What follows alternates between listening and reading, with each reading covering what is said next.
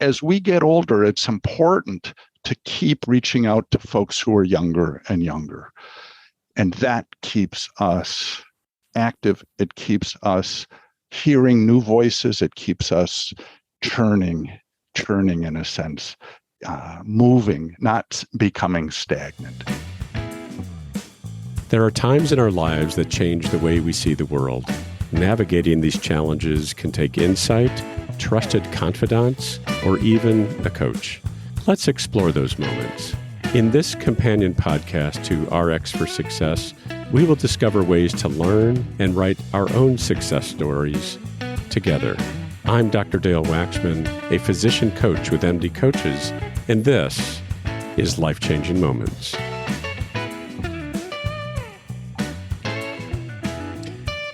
Today, we're talking with Bill Ventres. Dr. Ventres was our guest for RX for Success episode number 126.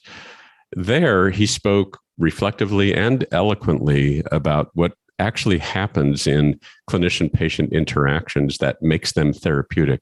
If you haven't heard it, I really encourage you to listen. Bill is also a close friend. We were in residency together many years ago and have had many meaningful, philosophical, and connecting conversations over the years. As many of those discussions were indeed life-changing for me, I wanted to offer you an opportunity to tap into one of them to perhaps pull out something helpful to you as you continue your life journey. So our topic today is transitioning into retirement. Bill, welcome to Life-Changing Moments. Thank you so much, Dale. Let's go ahead and get right into it. You're preparing for a new chapter in your life. Tell us a little bit about that. Sure. First of all, Dale, it sounds like you're putting me out to pasture, that I'm going to sit in front of the TV, plop myself down, watch it all day, or maybe golf all the time. Well, that's not what I'm intending to do. I look at retirement for me as re-energizing. I have some very exciting plans from my point of view to keep me going for who knows how many years. Great. Well, so, it's interesting you brought up this put out to pasture.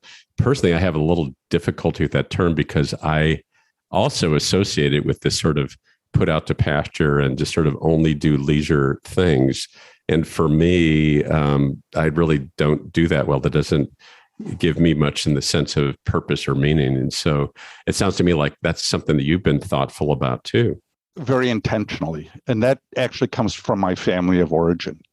My parents actually around age 50 got divorced, not uncommon.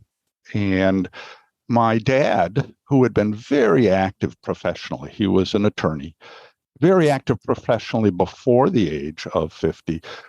The last 25 years of his life, you could see him become smaller, so to speak, metaphorically. Yeah.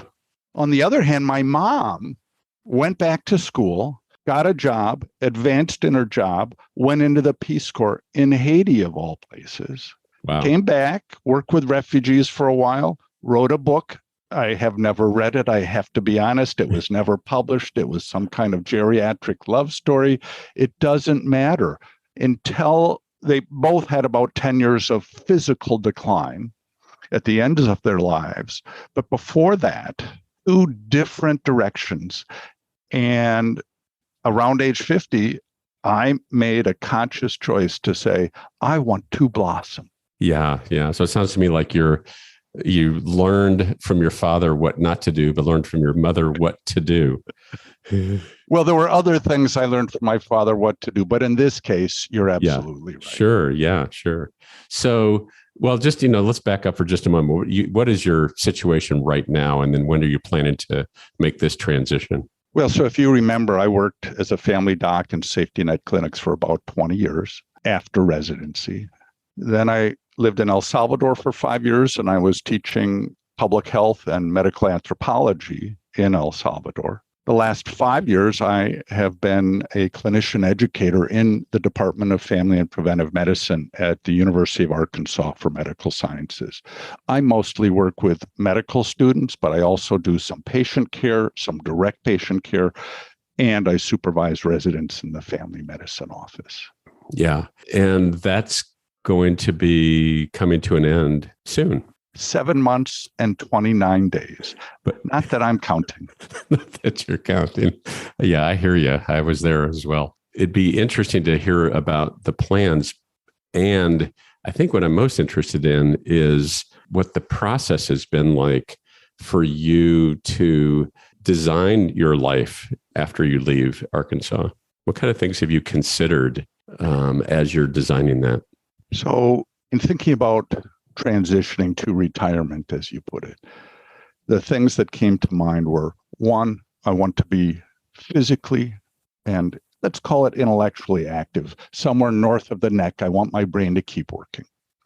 And so in putting together a plan, it meant, or it means, because this is looking into the future, it means continuing to do something on a daily basis, be physically active. I look at that as probably going back to Zumba. I was very active in Zumba every day of the week almost when I was in El Salvador before. Oh, I think I might have mentioned I'm going back to El Salvador. So that's one of the plans. You're going to be going back to El Salvador. So I'll be immersing myself once again in another culture. The physical part of it, I want to do that again. I have had a exercise life here, but because, to be honest, because of the pressures that are inherent in modern day medicine, I am not as physically active as I was in El Salvador. It's a different rhythm of life, let's say. Yeah. And then the thinking part, or the keeping my mind active part, I'm actually planning on going back to school. And there are several reasons for that. One, school is a place that there are lots of young folks. I probably will be an outlier. But as one of our colleagues from residency said, as we get older, it's important to keep reaching out to folks who are younger and younger. And that keeps us active. It keeps us hearing new voices. It keeps us turning in a sense, moving, not becoming stagnant. Yeah. The other reason is simply that my speaking of Spanish is pretty good, but I need to improve my reading. So I'm choosing a program in which I will be forced to read in Spanish. I'm very excited about that because that's the way to become involved in Salvadoran life, not as an expatriate, but as a participant. Yeah. You've obviously put lots of thought into this. A lot of people don't. I don't know if you're aware of that what I hear from others is that they just sort of build up to this, I'm going to do all these things after I retire, but they don't necessarily put the plans in place for it to happen. They just say, once I retire, I'm going to have all this time and I'm going to do all these things, but they weren't intentional about it like you are right now. And so they find themselves sort of sitting and wondering, and, it's tough to come to an abrupt halt after years of this, let's just say the churn of medicine that we both have experienced, right? So it is challenging, yes. Yeah, it can be challenging. And so along those lines, a lot of people who are like you and me, we're clinicians, some of them still do some clinical work. I was just curious whether that's part of what you imagine yourself. Will you still be doing anything around family medicine? I'm talking to a gentleman next week about that. So previously, when I was living in El Salvador from 2010 to 2015, I'd come back to Oregon where I used to practice, and I'd work with the county healthcare system where I used to practice. Only then I worked in the Multnomah County Corrections in jail. And that's because they needed people to work there. I would take over for people so that they could leave and go on vacation and not have in the back of their mind, am I dumping work on my colleagues? So it was a win-win situation. Next week, I'm meeting with the head of the medical director of the jail system, and we're going to be working that out. That serves two purposes. One, it kind of keeps me sensing that I am a family physician and I have this professional identity as one. The second part is that I think, like many people, and especially with the downturn in the economy this past year, I'll be honest, I have some anxieties. And they focus about, well, how long am I going to live and how much money I have? And will those mesh or will they not mesh? So having a little extra income, I think that'll go a long way. It's not so important in terms of the money. That's probably okay, but it's with my worry about balancing my life expectancy with what's in the bank. Yeah.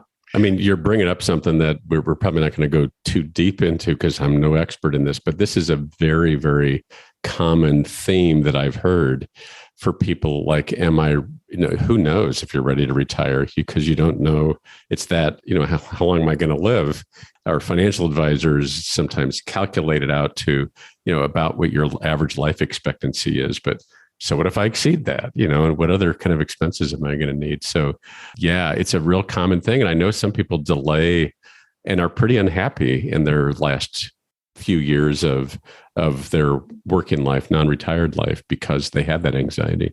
The other part of it is that I guess I want to recreate myself. I want to move forward. This is from my dad. He spent, I think, the last 10 years of his life just doing what you just talked about, going to work, doing the stuff, because he didn't have any other perception of what he could do. Mm-hmm. And I want to challenge that for myself. Beyond school, I have a dream. And I learned this actually from my uncle. If I might take a little tangent, my uncle lives in England. And for 40 years, he has written a film script on a historical event. Has it ever come to fruition? No. But it has kept him active, alive, engaged, meeting people in the film industry. It's been incredible. He's 92 now. I think he's finally coming to the realization that this won't happen in his lifetime. His daughter's taking up the mantle of being the, director, producer. I'm not a film guy, but this has kept him engaged. And I think it's important to have some dream. And my dream is actually, I don't know if you've ever heard of the Bellagio Institute, or even in Arkansas, the Winthrop Rockefeller Institute. These are places where people can go to have small group discussions about the common good, whether it be in Arkansas or whether it be around the world. You might even think of it as an academic retreat center. There are several of these. Another term for them are institutes for advanced sciences, but they're all located in rich places. And my hope is that I can work to help something emerge in Central America, which is not one of the richest places in the world, especially focused around the countries of El Salvador, Nicaragua, Honduras, and Guatemala. Mm-hmm. What now is called the Northern Triangle.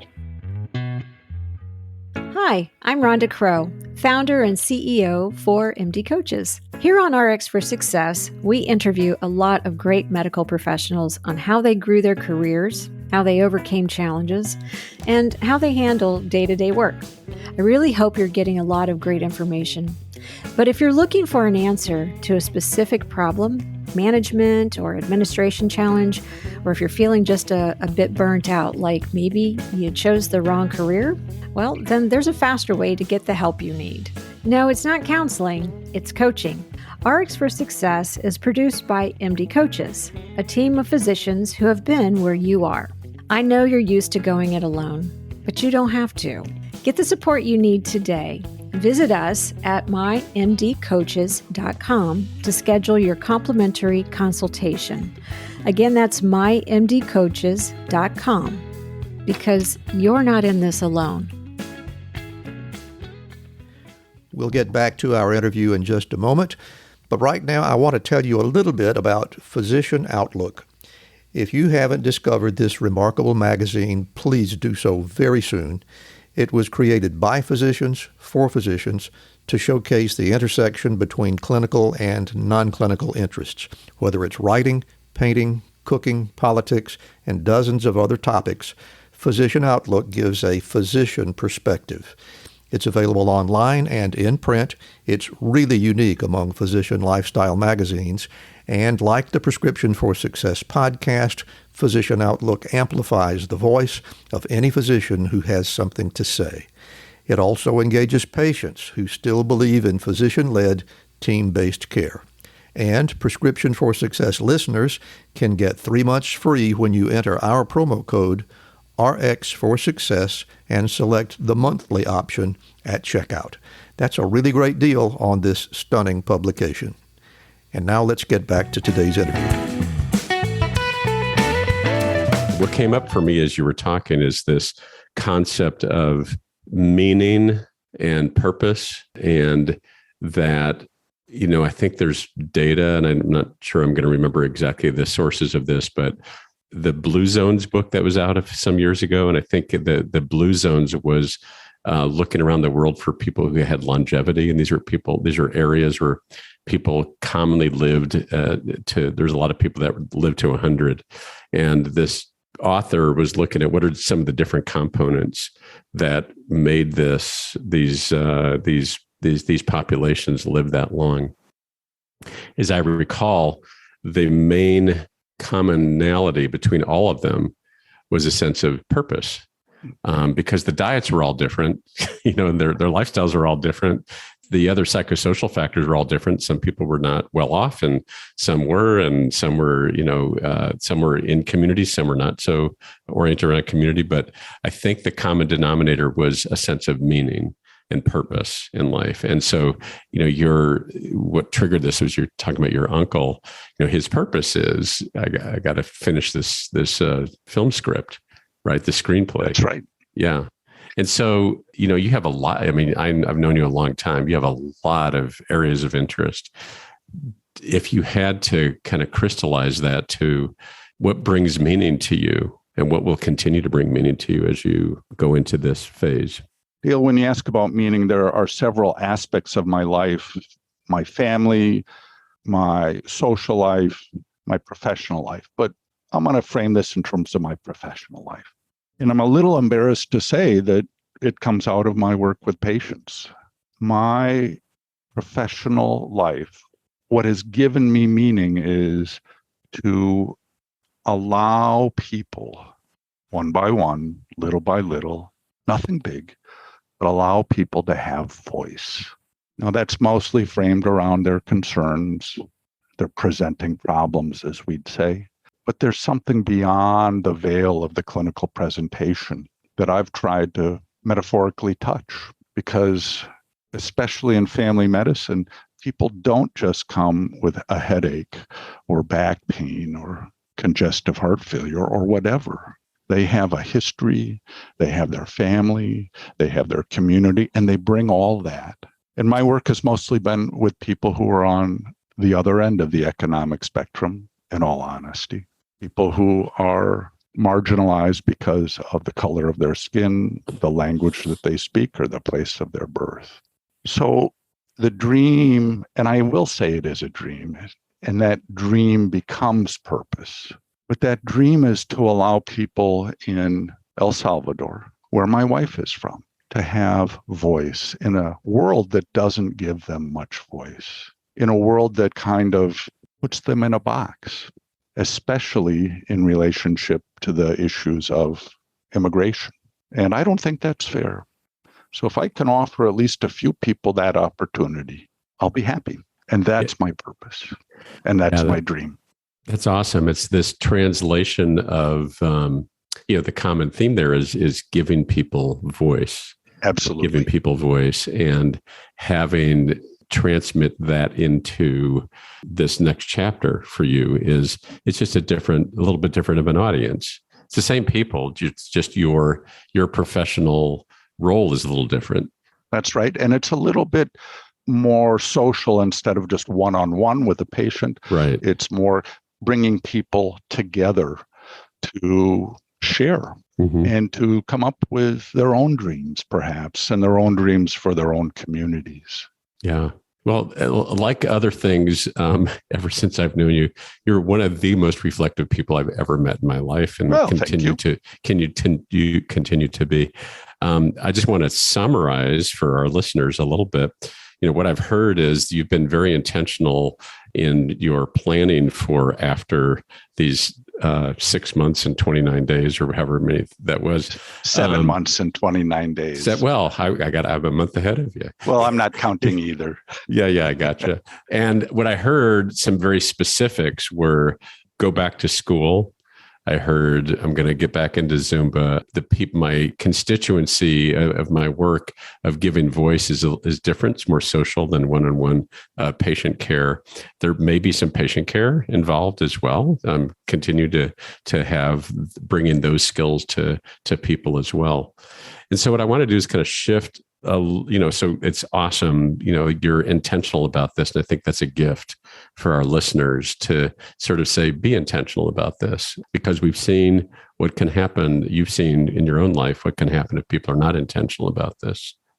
And there is one other part of my intentionality, is that I've already started to, in leaving my practice now, make transitions for my patients to other clinicians in my practice. There have been other physicians who have left. This is common. People come and go. They get older. They move on. Sometimes they move to a different position. In academic practice, that's not uncommon at all. But it frustrates me when they just dump their patients. And so I'm already starting that process 6 months in advance. Good for you. And I'm really happy about that, especially for those special patients that we all have special patients, Dale, those who are challenging, those who might push our buttons. And I want to make it a little bit easier for those who follow me with my patients who are special.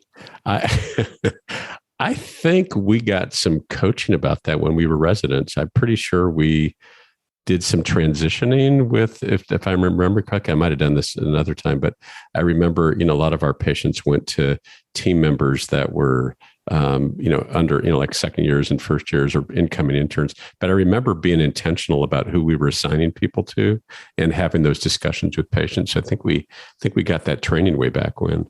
We did. And that was, 35, 40 years ago. Right. But it doesn't always happen everywhere. No.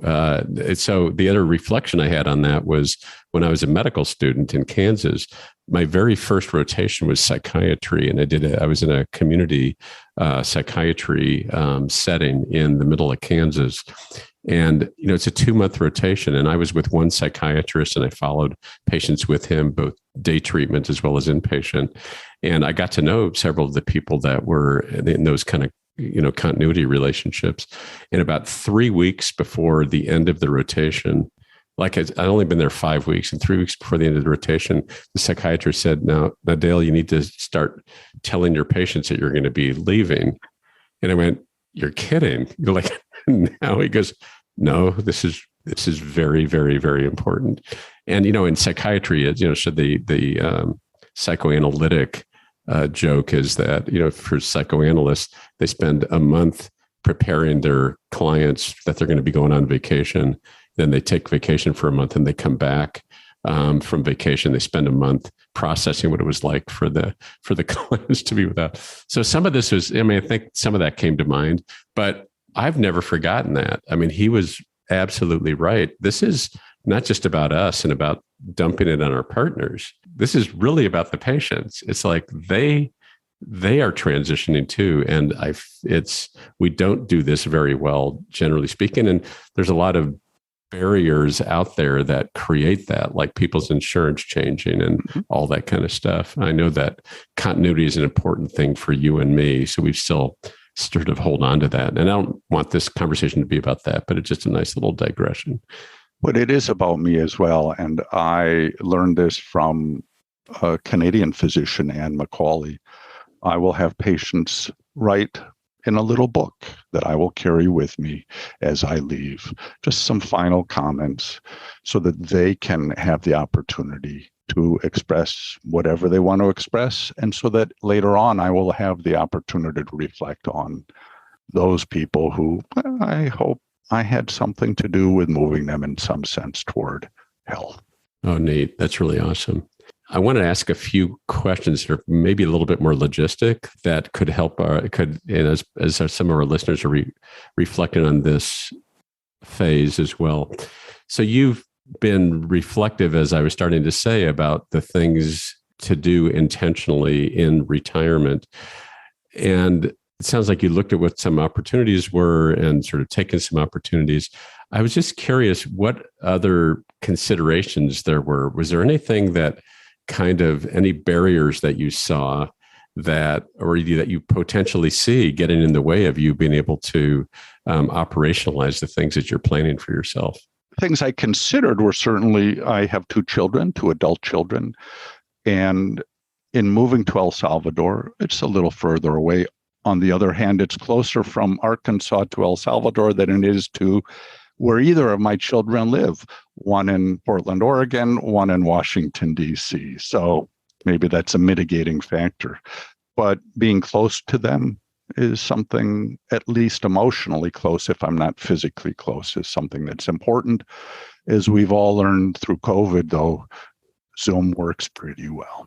There are some concerns, and your viewers might think that I'm a little bit crazy by going to a place that has some challenges, both economically and in terms of gang violence, I'll be honest. But I'm not really concerned about that. I didn't have problems before. I'm not part of a gang. I don't have any facial tattoos. I'm pretty much exempt from issues if I'm smart. I could go quarter of a mile from where I'm sitting right now and find trouble if I wanted to. But that's not my interest. And then the other thing is that, and this is universal, my mother-in-law lives in El Salvador, and we're going to be close to her. That is a concern in some way. I love my mother-in-law, and sometimes she drives me a little crazy. So how am I going to manage that? Now, that has nothing to do with El Salvador. It doesn't really have anything to do with retirement. It does have something to do with family. And families, I don't know, what was it that Tolstoy said? Families are different, and they're all interesting too. Wherever that is. Yeah, that's great. Good. Don't quote me on that, because I didn't quote Tolstoy very well. No, but I might call your mother-in-law and let her know. Please don't, Dale. You'll get me in trouble already. Yeah, great. So there anything else that kind of came up for you that might, that were considerations? You've talked about finances, you've talked about family, you've talked about you're going to a geographic location which you're familiar with, and you know how to, but it's not an easy place, not as easy a place to be as perhaps over in the United States. Anything else that kind of comes to mind? Well, there's one other thing that comes to mind, and this really has to do with the big D word that nobody wants to address. Dale, I will die at some time. And retirement brings up the sense that, I am moving in that direction. I have a colleague who at 62 died, and I don't mean to dance on his grave at all. He just knocked off one day. But I am 64, moving on 65. So I have succeeded and exceeded by 3 years his lifespan. But more importantly, as I age, I want to think that more important than whenever that day comes for me, it's what comes before that. I want to live as best as possible, as actively as possible before that day comes. Yeah. As it will inevitably come to all of us, with due respect to you, Dale. Well, I agree. And it's for me too, some of the consideration was there's a lot of things that I want to do, especially a lot of travel. And I want to do that when I have the abilities that I now have to be able to do that. And I need a sense of freedom to be able to do that. And so being employed made it more challenging, not impossible, but made it more challenging to accomplish some of those things. So one of the things that we know about aging is most people in the very late years of aging lose function. We haven't figured that part out yet. And still, most people even get to that place where they don't function so well the last, weeks or months and even years of their life. And so while I have function, I want to really use that to my fullest capability. That's right. And we can't see into the future. We can't see into the future. So I don't know what else to say. Yeah, no, so that's a great place for us to kind of wrap up. I really appreciate this opportunity to pause and reflect on this. I don't know that too many people have this kind of conversation.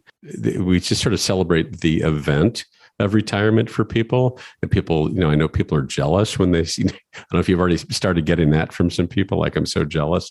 So we, sort of celebrate that, and we celebrate people's lives after that moment, but we don't really have this conversation about what's your intention. And so I really appreciate this opportunity to explore that, to deconstruct it a little bit. And I appreciate your candor and honesty about what's going on for you around this process as well. Well, thanks, Dale.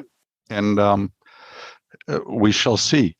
The whole point of it, from my point of view, is taking that intention and putting it into action. Yeah. And I know you really well, and I know that generally your track record is pretty good in that. So I anticipate that this will be the case. And so, who knows? I know that you and I will be communicating in the coming months and years. Maybe we'll go back to these microphones and see how things are going on the other side. 10 years' time, I hope to be here, Dale. Okay, awesome. Thank you again, Bill. I really appreciate it. Thank you. It's been a pleasure. Here are my takeaways from this conversation. Typically, talk about retirement usually focuses on financial readiness. In contrast to that, we talked about what we can do to maximize the chance that this too will be a fulfilling chapter in our lives. So along those lines, number one, be intentional. We heard Bill's intentions about being, number one, physically active, and his interest in returning to Zumba, among other things that I know that he does. And number two is mentally active.